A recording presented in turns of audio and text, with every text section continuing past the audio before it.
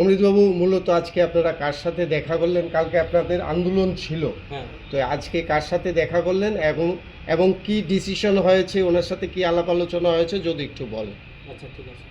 আমরা আজকে এই TGDRC আমরা এই প্রাক্তন আত্মসমর্পণকারী P98 রিটার্নিস তরফ থেকে এই আগামী আগামী 20 তারিখ এই ফেব্রুয়ারি 2026 এই তারিখে আমরা যে আত্মসমর্পণকারী প্রাক্তন বকেয়া অর্থ প্রদান সহকারে 3 দফা দাবি আদায়ের আমরা আন্দোলন ডাক দেওয়ার হলো। আন্দোলন মধ্যে এই আসাম আগরতলা ন্যাশনাল হাইওয়ে এবং রেল সহ অবরোধ সে ডাক দেওয়ার পরে আজকে 19 তারিখ ফেব্রুয়ারি 2026 আজকে আমরা ত্রিপুরা সরকার তরফ থেকে ট্রাইবেল ওয়েলফেয়ার মিনিস্টার স্যার আজকে উনি নিজস্ব বাসভবন উনি সরকারি বাসভবনের আমরা ডাকার হল।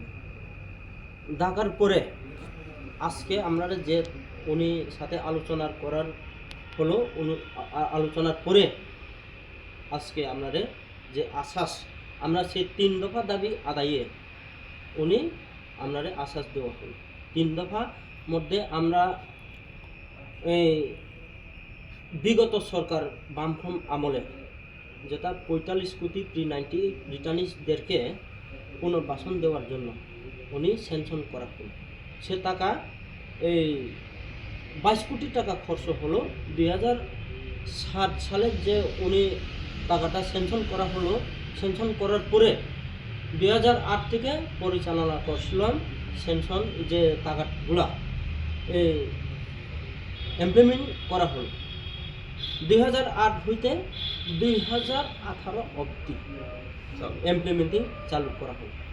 তখন থেকে এই আমরা RTI ডিপার্টমেন্ট থেকে কাগজ এই পত্র অনুসারে আমরা রিপোর্ট পেয়েছি 22 কোটি টাকা খরচ হয়ে গেছিলাম।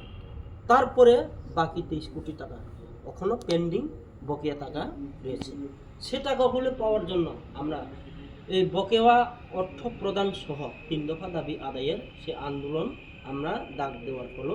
সে ডাক দেওয়ার অনুসারে সঙ্গে সঙ্গে আজকে আমাদের উপজাতি কল্যাণ দপ্তরের মাননীয় মন্ত্রী আমাদের মাননীয় বিকাশ দেববর্মা মহোদয় আমরা অনুরোধভাবে উনি নিজস্ব সরকারি বাসভবনে এই মিটিং ডাকা হল। মিটিং ডাকার মধ্যে ট্রাইবেল ওয়েলফেয়ার ডাইরেক্টর স্যার এবং এই জিরেনিয়া মহকুমার SDM অফিস থেকে সিনিয়র ম্যাজিস্ট্রেট স্যার আসিল অফিসিয়ালিভাবে। আবার এই মিনিস্টার স্যার সহ আমরা আলোচনা হয়েছি। আলোচনার মধ্যে মোটামুটি আজকে আমরা আশ্বাস পেয়েছি সেই টাকা পূরণ করার জন্য। আমাদের যে 3 দফা দাবি রাবার প্ল্যান্টেশন বকেয়া টাকা সহ এবং আমাদের কেস উইথড্র সহ এবং সেই 23 কোটি টাকা সহ আমরা পাওয়ার জন্য উনি আপনাদের মাইনুস সহ এখন এই আশ্বাস দেওয়া হলো। আপনারা কি কালকে বসবেন? কালকে তো আমরা যাহাতে আজকে মিনিস্টার স্যার এখনো আমরা আশ্বাস পেয়েছি, কালকে আমরা আন্দোলনটা প্রত্যাহার করব। আচ্ছা, ঠিক আছে। আন্দোলন আর হবে না, আন্দোলন প্রত্যাহার কইরা দেওয়ার আমরা প্রস্তুত। ঠিক আছে। আপনি এই জায়গাটা